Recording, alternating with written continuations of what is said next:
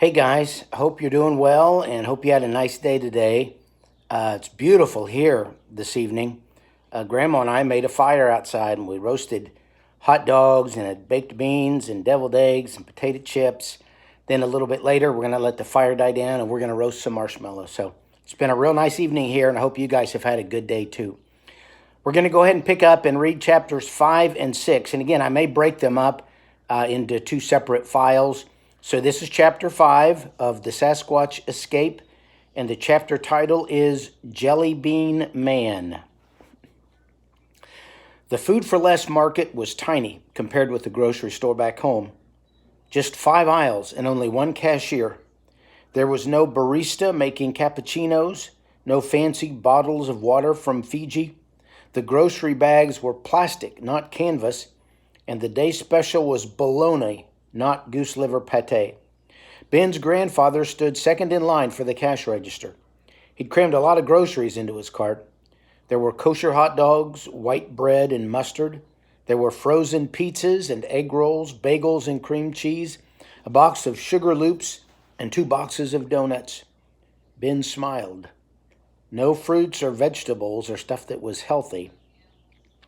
"Hello, madam," the man at the front of the line said to the cashier. He wore a long black raincoat, which seemed odd since the day was warm and sunny.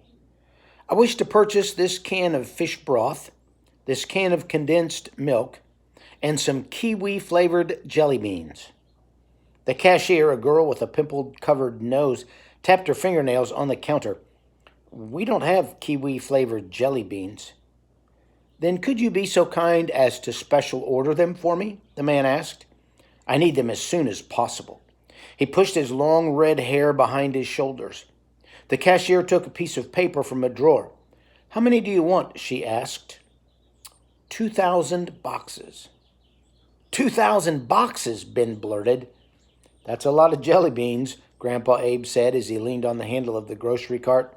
"You'll rot your teeth eating that much candy." The man slowly turned to face Ben and his grandfather. His red mustache was so waxed so that it stuck out in individual strands. The mustache quivered as the man spoke, reminding Ben of a cat's whiskers. "I appreciate your concern for my dental health, but there is no need to worry. I am not fond of kiwi-flavored jelly beans. I eat only meat."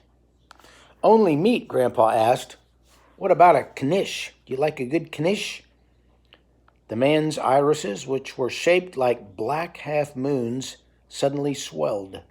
His nose, which was upturned, started to twitch. He sniffed and his gaze darted to Ben. "Are you the owner of a Chinese striped hamster?" "Yes," Ben said with surprise. "How did you know?" With very sharp nails, the man plucked a little hair from Ben's shirt. The Chinese striped has a unique odor, quite different from the standard hamster. He brought the hair to his nose, which twisted faster as if powered by a little motor. "This one is male. Young. Tender.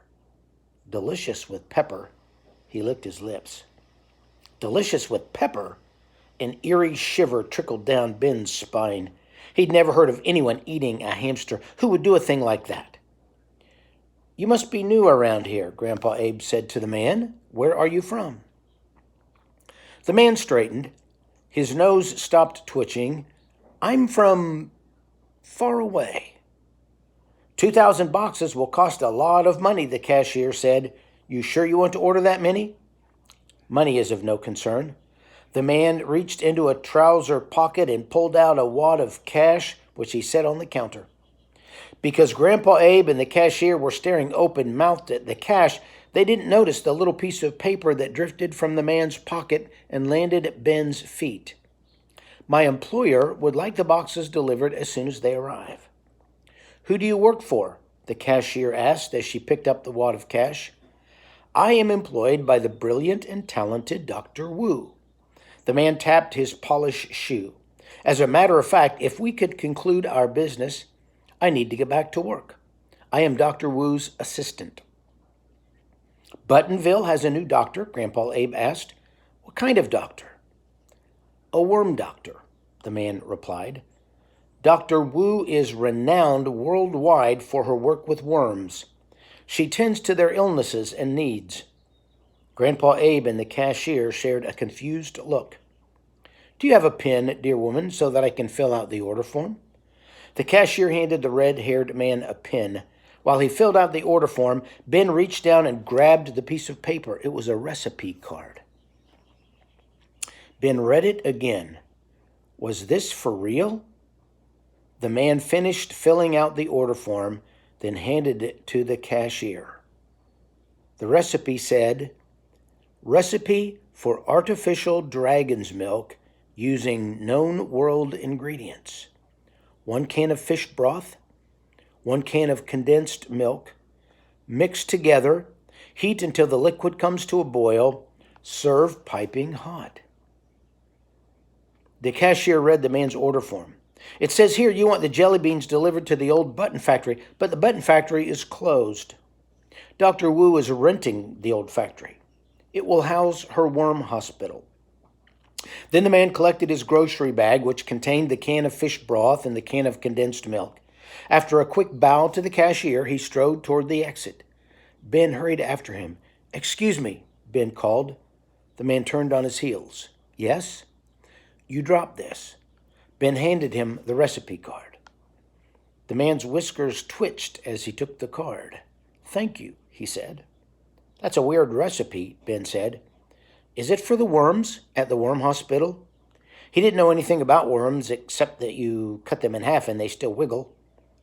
"The recipe is not for worms," the man replied. "Worms do not drink dragon's milk. Only dragons drink dragon's milk." He offered no further explanation. He bowed again, then left. "Did I hear that man say something about dragons?" Grandpa Abe asked when Ben returned to the counter. "Uh-huh," Ben said. "Oh, my."